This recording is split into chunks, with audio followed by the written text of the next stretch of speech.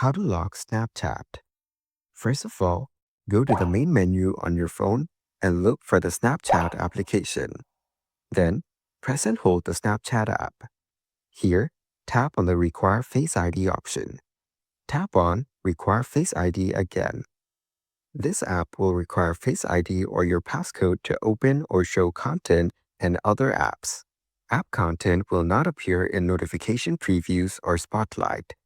Snapchat will require a Face ID to open from now on. Now, go back and try opening the Snapchat application. Check if it asks for the Face ID to open. Once it opens, you'll be taken to the Snapchat camera screen.